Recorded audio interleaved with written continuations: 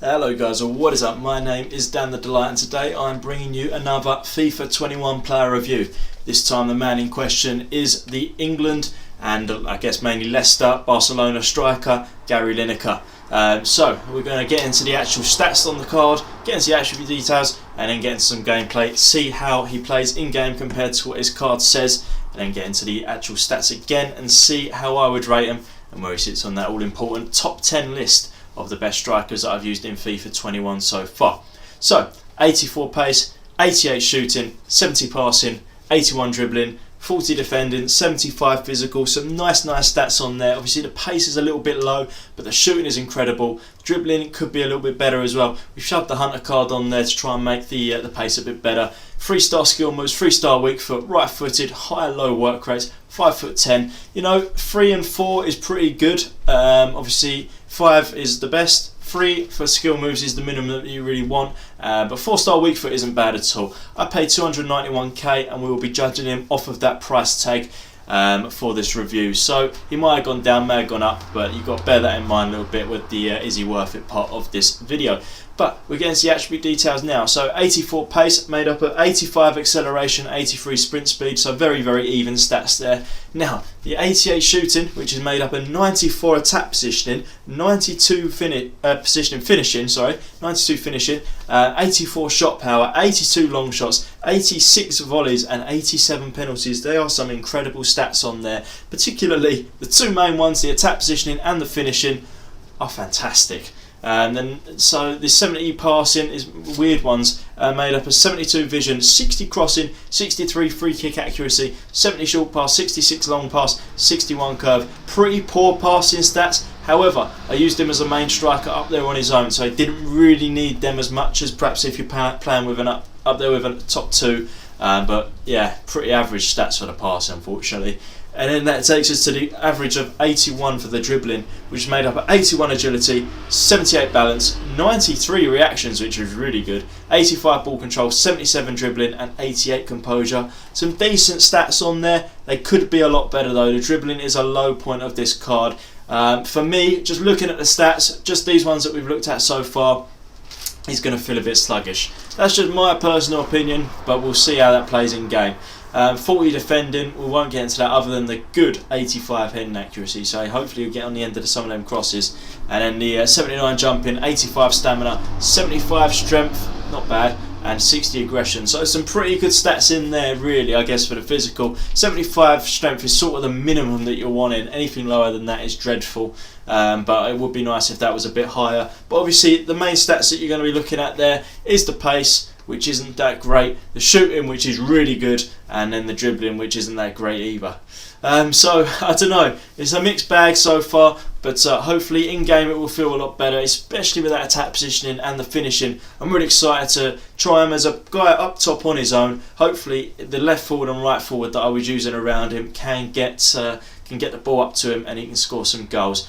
So we're going to get into some gameplay in just a moment. If you do like this video, please do give it a thumbs up, hit that subscribe button, let me know if you tried Gary Lineker, this one or the other version, which I will be reviewing at some point very soon as well. But yeah, we'll get into some gameplay now, see how he plays, and then get into the actual attribute details again, and then I'll rate him how I feel like they played in game, see where he sits on that all important list. Alright, so here's some gameplay of Gary Lineker.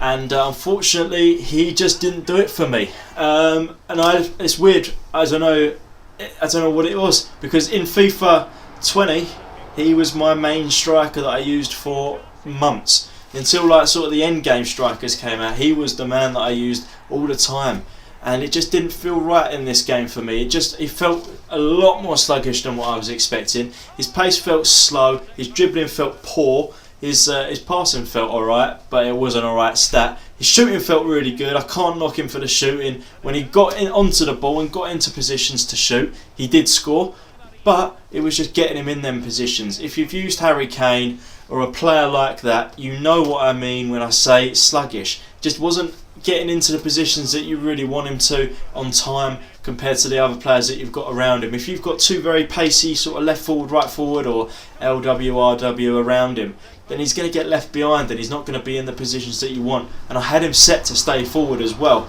and it just didn't quite work out for me with Lineker, and that is a big shame because I had high hopes for him. I know the stats weren't good, but they weren't good on the last FIFA either, and he was incredible on that one. But for some reason, on FIFA 21, it just didn't click for me. Now, again, as I said earlier, the shooting was good, and you're seeing clips here of him scoring goals, and he did score goals. He scored quite a few goals for me, but I played quite a few games with him, and he wasn't consistent enough, unfortunately. The goals just didn't come often enough, and when you're paying like over 200k for a striker, you're wanting about a goal a game at least, and it just wasn't delivering that for me, unfortunately. So we'll get back into the stats now, and we'll see what I would have rated his stats compared to what they were on the card, and then we'll get to see where he sits on that all-important list of the best strikers that we have used in FIFA 21 so far. See if he makes that top 10. So, 84 pace, going to have to come down, which is a big blow because his pace already isn't the best, but it felt really slow. So, going to bring it down to about an 82. That is unfortunate. But we are bringing the pace down, we are bringing the shooting up. So 88 shooting can come up to a 90 because it was solid, it was really good. He scored quite a few goals for me. He was always in the right position when he didn't need to run. So say it wasn't on a counter-attack and he had plenty of time to get up there. He's not the sort of guy you want to play when you're using a counter-attacking sort of tactics. But if for some reason you're around the box for quite a while, he would be making the good runs in, as long as he didn't have to run for very long, and a very fast defender.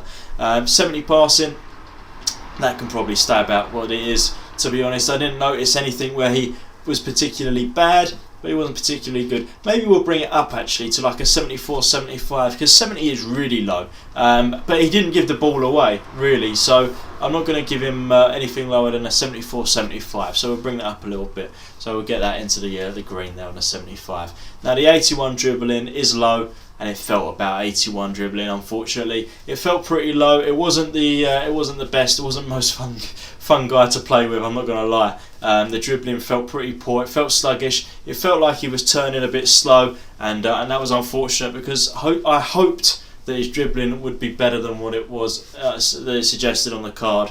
But unfortunately, it just wasn't. The defending we're not going to get into. It's only 40. He's a striker. We don't need to defend with him, so we're not going to get into the defending.